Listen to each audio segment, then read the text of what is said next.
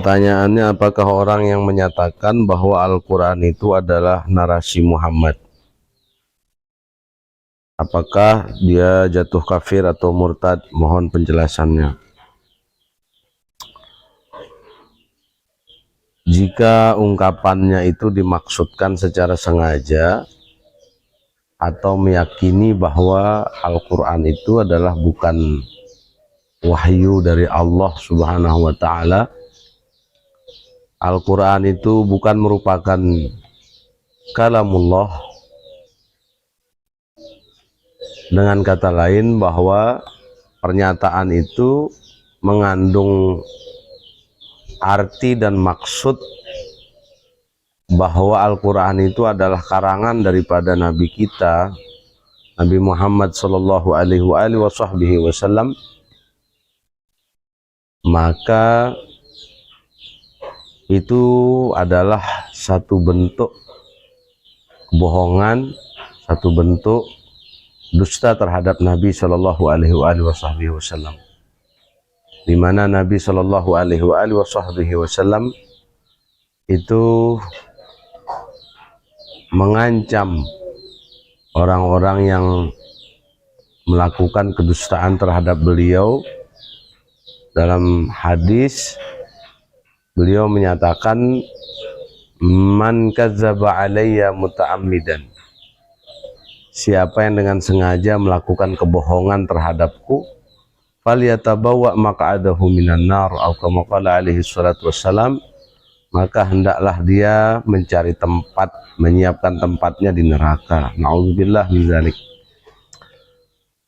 Karena al-ma'lum minad din bid-darurah, semua kalangan tahu, baik itu kalangan ulama, para talibul ilm, bahkan orang awam, bahwa Al-Quran itu adalah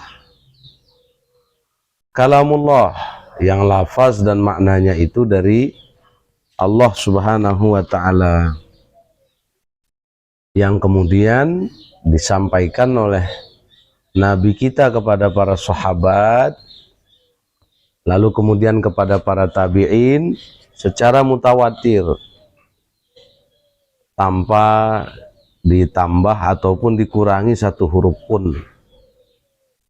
Ya, jadi berbeda kemudian dengan hadis qudsi, ya, seperti pembahasan ini, bahwa hadis qudsi itu Rasul Shallallahu Alaihi Wasallam menyandarkan apa yang beliau sampaikan itu kepada Allah Subhanahu wa Ta'ala, biasanya menggunakan periwayatan atau ungkapan. Dalam periwayatannya itu Nabi Shallallahu Alaihi Wasallam secara langsung mengatakan qala Allahu tabaraka wa ta'ala.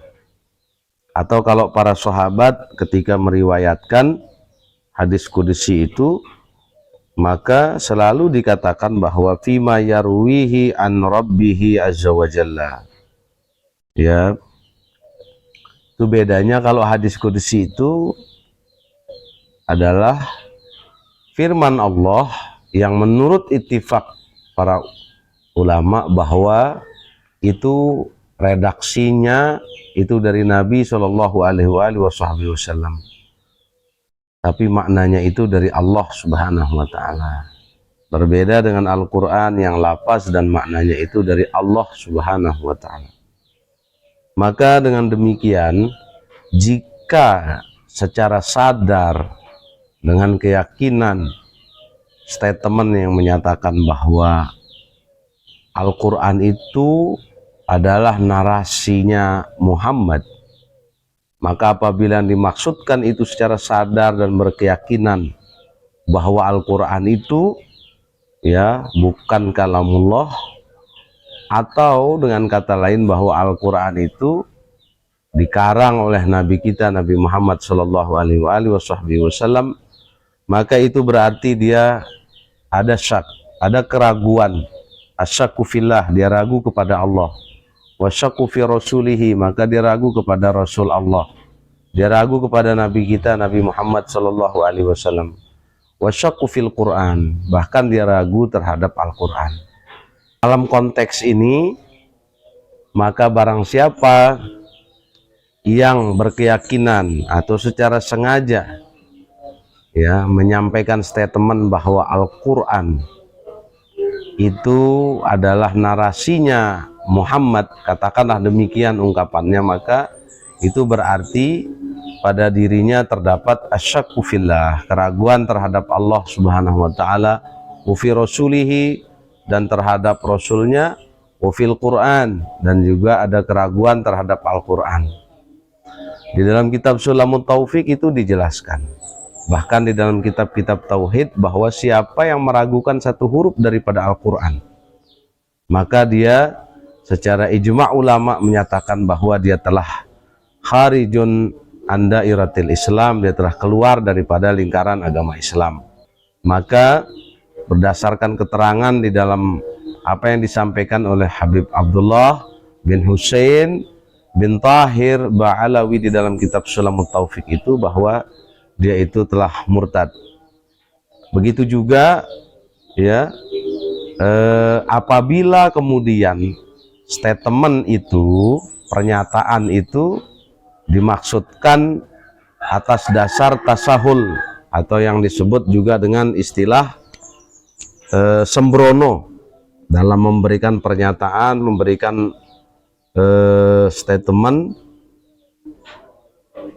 atau kemudian didasarkan pada istighfaf, dia mengentengkan, atau ada di situ istihanah, menghina, kemudian ada di situ unsur istihza, mengolok-olok apalagi, atau ada motivasi-motivasi yang kemudian terkesan merendahkan, maka para ulama ittifaq tindakan itu dapat menyebabkan pelakunya itu murtad, pelakunya itu kufur, pelakunya itu kemudian diperintahkan untuk melakukan taubat.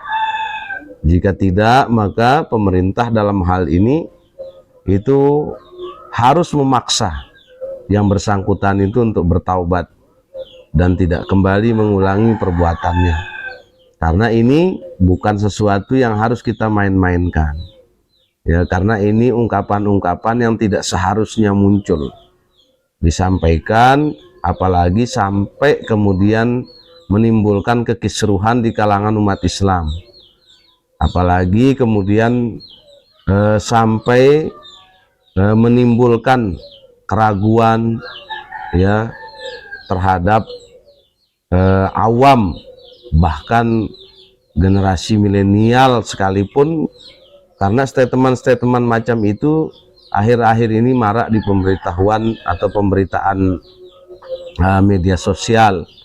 Maka kesimpulannya bahwa ketika ada motivasi untuk merendahkan didasarkan pada tindakan sembrono atau kemudian memperolok ya, apalagi dengan sengaja, niat, ada motif, apalagi meyakini ya, maka pelakunya itu bisa murtad berdasarkan apa yang disampaikan oleh para ulama ya, bahwa segala ungkapan, perbuatan ataupun keyakinan yang kemudian sedira ya, yang muncul, lahir, bersumber daripada apakah itu inad, wastihza, apakah itu dia memang nyata-nyata melakukan pembangkangan, melakukan upaya merendahkan atau mengolok-olok daripada masyair, daripada agama Allah, maka itu berpotensi dia murtad.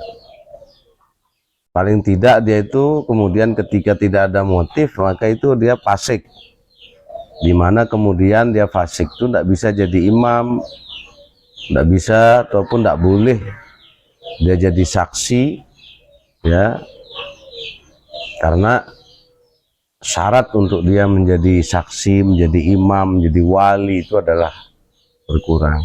maka dianjurkan dia untuk kembali kepada Islam dengan mengucapkan 2 kalimat syahadat. Apabila hal tersebut sejak pernyataannya itu ada rentan waktu, maka kewajiban-kewajiban yang pernah dia tinggalkan selama itu, maka itu wajib diqadha.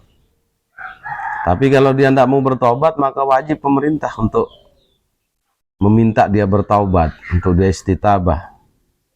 Lalu kemudian misalkan sampai pada akhir hayatnya dia tidak bertaubat, maka tidak boleh dia disolatkan jenazahnya, tidak boleh kemudian dia dimakamkan juga di makamnya umat Islam.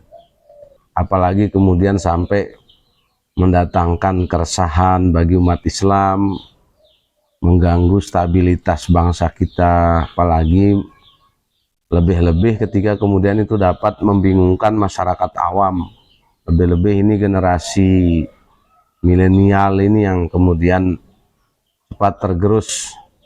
Maka apa yang kita sampaikan ini adalah semata-mata wa tawassaw bil haq wa tawassaw bis sabr, dalam rangka menegakkan amar ma'ruf nahi munkar. Maka itu jawaban kita terhadap pertanyaan itu. Hal ini bukan satu hal yang langka, karena sebelum-sebelumnya sudah terjadi ya, bahwa ulama itu berdebat Al-Quran itu makhluk atau qadim. Nah, kalau sekarang ini kan pada konteks yang berbeda. Maka harus kita sadari bahwa menjaga keimanan, menjaga keislaman kita itu adalah perkara yang wajib bagi kita setiap umat Islam. Ya, supaya kita tidak terjerumus pada hal-hal yang bersifat sembrono, meringan-ringankan, mengentengkan, cenderung juga kemudian memperolok, atau bahkan ada motif-motif yang kemudian dapat mencederai kehormatan agama Islam.